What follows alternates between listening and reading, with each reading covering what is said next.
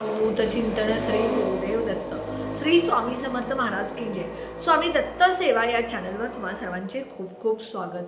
तुम्हा सर्वांचं आरोग्य उत्तमच राहू दे, राहिलेलं आयुष्य आरोग्यदायी जाऊ दे, तुम्हा सगळ्यांना दीर्घायुष्य मिळू दे अशी मी स्वामीचरणी प्रार्थना करते आणि माझ्या व्हिडिओला सुरुवात करते। एक मी अतिशय प्रभावी अगदी म्हणजे 1001% त्याचा फायदा होणारा उपाय सांगणार आहे। व्हिडिओ स्किप न करता संपूर्ण माहिती बघा आणि त्याप्रमाणे उपाय करा। आणि उपाय जो आहे तो करत असताना तुम्हाला कष्ट मेहनत करावीच लागणार आहे। जे कष्ट करतात, जे प्रयत्न करतात, त्या कष्टाच्याला प्रयत्नाला जोडीला ही सेवा करायची। उपाय जो आहे तो हनुमान मंदिरातच जाऊन करायचा आहे।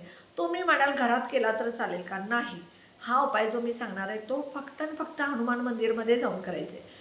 उपाय काय आहे, कसा करायचा याची संपूर्ण माहिती सांगते। सगळ्यात पहिल्यांदा बघा, तुमच्या आयुष्यात कामामध्ये अडथळे येतात, कामच होत नाही। मग कोणती कामं असतील?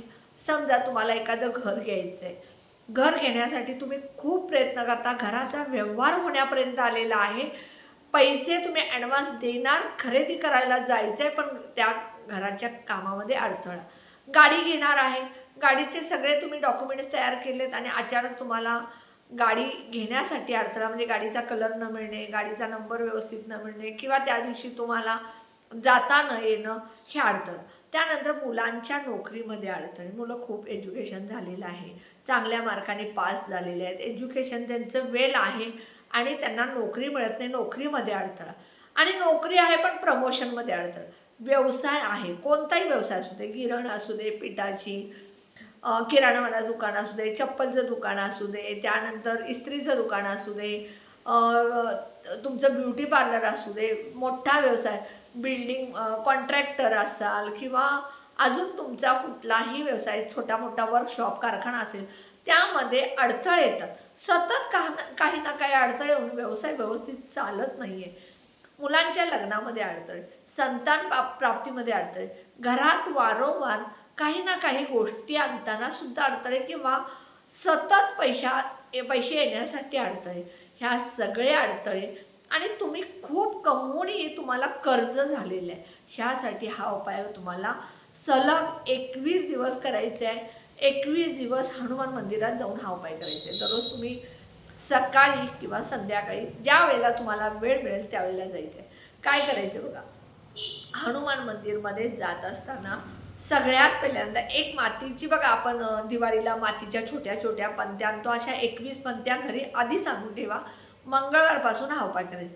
समजा तुम्हाला मातीच्या पंत्या आणणं शक्य नसेल तर गव्हाचं पीठ बिना मिठाचं मळायचं, त्याचा एक दिवा बनवायचा, आणि हा दिवा एक अखंड लवंग, आणि तुम्ही जे काय तुमचं पूजेचं साहित्य ते घेऊन येऊ शकता, किंवा एक दिवा आणि एक लवंग घेऊन जायचं। पहिल्या दिवशी मंदिरात जाताना तुम्हाला हा जो दिवा आहे हा घेऊन जायचा, एक लवंग बरोबर घ्यायची, दिव्यामध्ये तिळाचं तेल, मोहरीचं तेल किंवा चमेलीचं तेल घालायचं, 2 वातीची 1 वात करायची। हनुमान मंदिरात गेल्यानंतर सगळ्यात पहिल्यांदा दिवा प्रज्वलित करायचा, आणि त्यानंतर जी तुम्ही लवंग नेली त्या लवंगेचं पुढचं फूल आहे ते आपल्याकडे करायचं आणि देठ हनुमानच्या चरणाजवळ करायचं, आणि ही लवंग हनुमानजींना अर्पण करायची। मग कुठल्या हनुमान मंदिरात जायचं तर सेंद्रिय हनुमान मंदिर, ज्या हनुमानजींना पूर्ण सेंदूर लावलेला आहे अशा कलरच्या हनुमान असतात, अशा मंदिरात, सेंद्रिय हनुमान मंदिरात जायचं।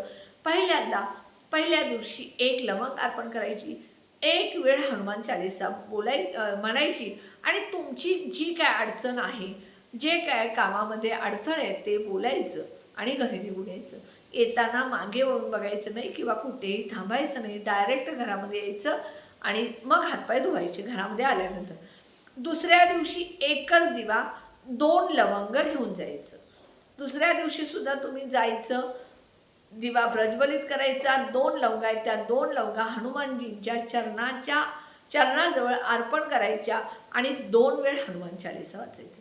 तिसऱ्या दिवशी एकच दिवा पण 3 लवंग, म्हणजे दिवा एकच 21 दिवस। दररोज जो दिवा तुम्ही लावताय तो तिथंच ठेवून यायचं। दुसऱ्या दिवशी तुम्ही दुसरा दिवा न्यायचा, कारण तो दिवा जो कणकेचा आहे तो खराब झालेला असेल। मग समजा तुम्ही मातीचा दिवा जर लावला असेल तर त्या मातीच्या दिव्यामध्ये दररोज 2 वाती आणि तेल नेऊन घातला तरी चालेल। पण कणकेचा असेल तर दररोज जाताना एक दिवा, 21 दिवस दररोज एकच दिवा न्यायचा. पण लवंग जे आहे त्या लवंगेची संख्या दररोज वाढवायची. आज 1 लवंग, दुसऱ्या दिवशी 2 लवंगा, तिसऱ्या दिवशी 3 लवंगा, चौथ्या दिवशी 4 लवंगा, 5व्या दिवशी 5 लवंगा, अशी 21 दिवस संख्या वाढवायची आणि 21व्या दिवशी 21 लवंगा. जसं लवंगाची संख्या तुम्ही वाढवली तसंच हनुमान चालीसा वाचायचं. पहिल्या दिवशी 1 लवंग 1 वेळा हनुमान चालीसा, दुसऱ्या दिवशी 2 लवंग 2 हनुमान चालीसा, तिसऱ्या दिवशी 3 लवंगा 3 वेळा हनुमान चालीसा. असं वाढवत जेवढ्या लवंगाची संख्या होईल तेवढं शेवटच्या दिवशी तुम्हाला 21 लवंगा ज्यावेळेला अर्पण करता त्यावेळेला 21 वेळा हनुमान चालीसा बोलायचं आहे. एक बुंदीचा लाडू चरणाजवळ ठेवायचा आहे आणि तुमची जी काही इच्छा आहे ती बोलून, अडचण जी कामामध्ये कुठली आहे ती बोलून तुम्ही, किंवा तुमचं कर्ज आहे ते तुमचं सगळं दूर झालेलं आहे, हनुमानजी तुमच्या आशीर्वादानं सगळं आमचं कर्ज दूर झालेलं आहे, किंवा हनुमानजी तुमच्या आशीर्वादानं आमच्या ज्या कामातले अडथळे ते सगळे दूर झालेले आहेत, तुमचा आशीर्वाद आमच्यावर आहे असं म्हणायचं. पण ज्या वेळेला तुम्ही मंदिरात जाता, दिवा प्रज्वलित करता, त्यावेळेला सगळ्यात पहिल्यांदा जय श्रीरामचं 108 वेळा जप करायचा आणि त्यानंतर मग तुम्ही लवंग अर्पण करून हनुमान चालीसा वाचायचे. असं सलग 21 दिवस करायचं. महिलांना पिरियड्स आले तर पहिले पिरियड्स म्हणजे आता समजा 4-5 दिवस सुरू केला किंवा 8-10 दिवस सुरू केला किंवा 15 दिवस झाले आणि तुम्हाला पिरियड्स आले तर तुम्ही 5 दिवस सोडून कंटिन्यू दिवस करू शकता. पण सुतक आलं तर सुतक जर आलं तर 12 दिवस 10 दिवस सुतक असतं म्हणून परत पहिल्यापासून तुम्हाला कंटिन्यू करायचं आहे. हा उपाय मंगळवारपासून सुरू करा. मंगळवारपासून सुरू करायचा आणि शेवटचं 21 दिवस करायचा. नक्की उपाय करा. बघा, सेंद्रिय मंदिरात जो कोणी ह्या लवंगाचा उपाय करेल त्याच्या कुठल्याही कामात अडथळे असू देत दूर होतील, कितीही कठीण काम असू देत ते अडथळे दूर होतील. पण हे करत असताना तुम्हाला कष्टाला पर्याय नाही, कष्ट करावे लागतील, काम करावे लागतील, प्रयत्न करावे लागतील. हा उपाय फक्त तुम्ही कष्ट करता, प्रयत्न करता त्या जोडीला आहे. फक्त तुम्हाला हनुमानजी ह्या अडचणीतून बाहेर काढण्यासाठी तुम्हाला हा उपाय करायचा आहे. नक्की करा.